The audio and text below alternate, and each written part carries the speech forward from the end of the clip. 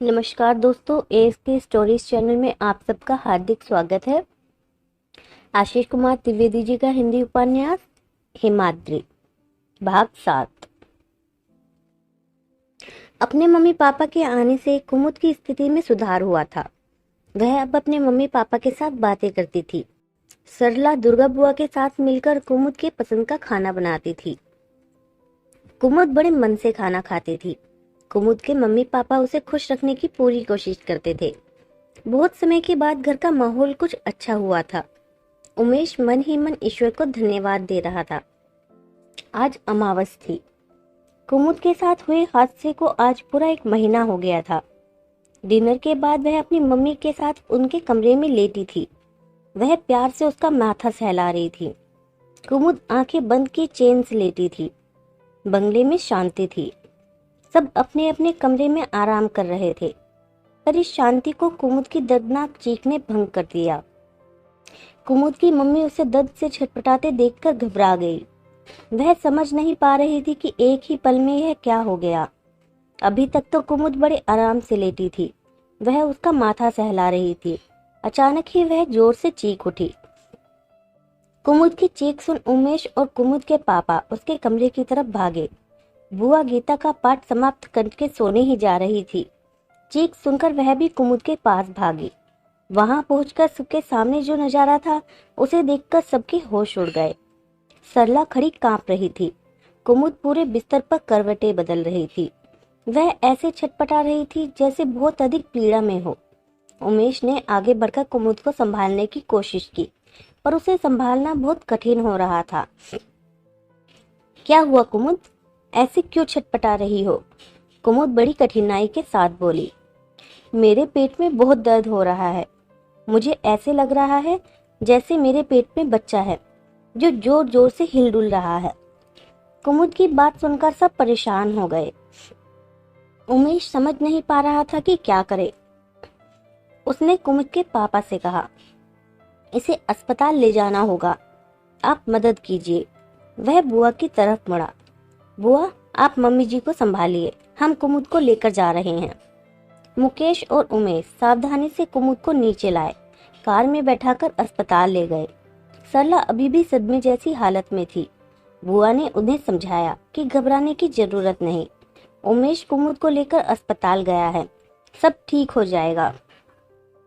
किंतु जो कुछ हुआ उससे बुआ भी घबरा गई थी। बंगले में वो दोनों औरतें बिल्कुल अकेली थी। कुमुद के साथ जो हुआ उससे बंगले का माहौल बहुत भयावह हो गया था। बुआ ने सुझाव दिया कि वे दोनों नीचे मंदिर में जाकर कुमुद की सलामती के लिए प्रार्थना करें। सरला को यह विचार अच्छा लगा। दोनों मंदिर में बैठकर ओम नमः शिवाय का जाप करने लगे। डॉक्टरों ने कुमुद की जांच की। उन्हें कुछ गड़बड़ नहीं लगा, लेकिन कुमुद बार बार कहे जा रही थी कि उसके पेट में बच्चा है। वह जोर से हाथ पांव चला रहा है। डॉक्टर कुछ समझ नहीं पा रहे थे, क्योंकि कुमुद का गर्भवती होने के कोई लक्षण नहीं थे। उन्होंने उसे नींद का इंजेक्शन देकर सुला दिया। उमेश को बुलाकर डॉक्टर ने उससे बात की। हमने फिलहाल नींद का इंजेक्शन देकर उन्हें सुला दिया है। कल सुबह हम पेट का अल्ट्रासाउंड कराएंगे, तभी उनके दर्द का सही वजह पता चल सकेगी। जी ठीक है, पर घबराने की तो कोई बात नहीं। वह तो अल्ट्रासाउंड के बाद ही पता चलेगा। लेकिन आपकी पत्नी बार बार कह रही थी कि उनके पेट में बच्चा है जो हरकत कर रहा है, किंतु वह तो गर्भवती नहीं है। उमेश ने उन्हें बताया कि कुमुद का इलाज प्रसिद्ध मनोचिकित्सक डॉक्टर गांगुली कर रहे हैं। कुमुद को सेजोफ्रेनिया है। ओह उमेश जी, हम कल आपकी पत्नी की जांच कर देखते हैं कि पेट में इतनी भयंकर पीड़ा होने का क्या कारण है। आप डॉक्टर गांगुली को इस नए डेवलपमेंट के बारे में जरूर बताइएगा। डॉक्टर से मिलने के बाद उमेश ने कुमुद के पापा से कहा कि आप कार लेकर घर चले जाइए। लेकिन मुकेश कार ड्राइव करना नहीं जानते थे। उनका मन भी कुमुद को छोड़कर जाने का नहीं था। अतः उमेश ने सोचा कि बुआ को फोन कर कुमुद का हाल बता दें। बुआ और सरला कुमुद की अच्छी सेहत के लिए ओम नमः शिवाय का जाप कर रही थी। सरला का मन बार बार अपनी बेटी के बारे में सोचकर परेशान हो रहा था। बुआ को भी लग रहा था कि अब देर हो गई, कुमुद का हाल लेना चाहिए, किंतु वह अपना फोन अपने कमरे में छोड़ आई थी। उन्होंने सरला से पूछा तो वह भी फोन ऊपर ही छोड़ आई थी। फोन लाना जरूरी था ताकि कुमुद के बारे में पता किया जा सके। किसी की भी हिम्मत अकेले ऊपर जाने की नहीं हो रही थी। उन्होंने एक साथ ही ऊपर जाने का मन बनाया। सरला का कमरा पहले पड़ता था। बुआ ने उनसे कहा कि वह अपना फोन ले आए। दोनों मंदिर के बाहर निकली तो वह अजीब सा भयावह सन्नाटा फैला था। दोनों मन ही मन ईश्वर को याद करते हुए सीढ़ियां चढ़ने लगी। कमरे के दरवाजे पर पहुंचकर बुआ ने सरला से कहा कि आप जल्दी से अंदर जाकर अपना फोन ले आइए। सरला ने दरवाजा खोला। लाइट पहले से ही जल रही थी। मंदिर में जाते वक्त वह बुझाना भूल गई थी। सरला ने इधर उधर देखा तो बेड के साइड में रखे स्टूल पर उनका फोन पड़ा था। वह स्टूल तक गई और अपना फोन उठा लिया। जैसे ही वह बाहर जाने को मुड़ी, अचानक बिजली गुल हो गई। चारों ओर घुप अंधेरा फैल गया। उस अंधेरे में सरला को किसी के होने का एहसास हुआ। डर कर वह चीख पड़ी। दौड़कर बाहर निकल आई। उनके बाहर आते ही कमरे की बिजली फिर जल उठी। लेकिन सरला और बुआ तेजी से सीढ़ियां उतरकर मंदिर में चली गईं। कुछ शांत होने के बाद सरला ने चेक किया तो उमेश की 5 मिस्ड कॉल थी। उन्होंने फौरन उमेश को फोन लगाया। हेलो मम्मी, क्या बात है? आप और बुआ दोनों ही फोन नहीं उठा रही थी। वो फोन ऊपर था।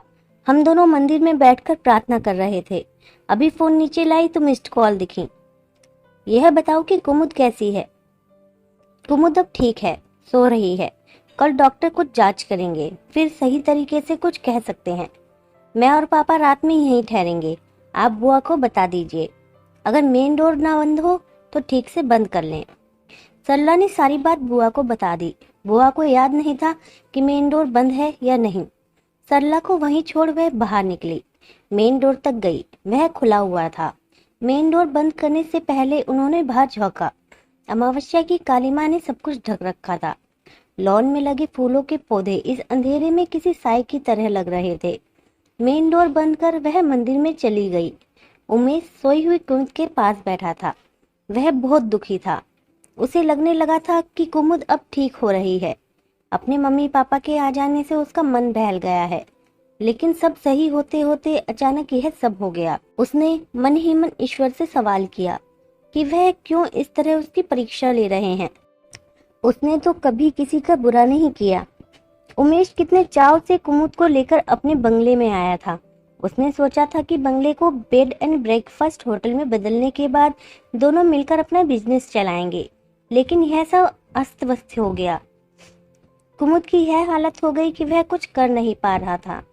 अपनी बेबसी पर उसे रोना आने लगा। उसे भावुक देखकर मुकेश ने उसे संभाला। फोन की घंटी सुनकर बुआ की नींद खुली। वह सरला मंदिर में ही सो गई थी। उन्होंने फोन उठाया। उमेश का था। Hello mummy. नहीं, मैं दुर्गा। बुआ, ये लोग अभी कुछ देर में कुमुद को जांच के लिए ले जाएंगे। हम लोग तो रात जल्दी आ गए थे, कुछ सामान नहीं लाए। यहाँ शायद दोपहर या उससे भी देर तक रुकना पड़े। मैं पापा के साथ आ रहा हूँ। आप लोग नाश्ता बनाकर रखिए। हम फ्रेश होकर नाश्ता करने के बाद फिर अस्पताल आ जाएंगे। उमेश से बात कर बुआ ने सरला को जगाकर सारी बात बताई। दोनों मंदिर से बाहर आ गए। दिन के उजाले में डर नहीं लग रहा था। दोनों जल्दी जल्दी तैयार हुई और मिलकर नाश्ता बनाने लगी। आगे की कहानी अगले भाग में।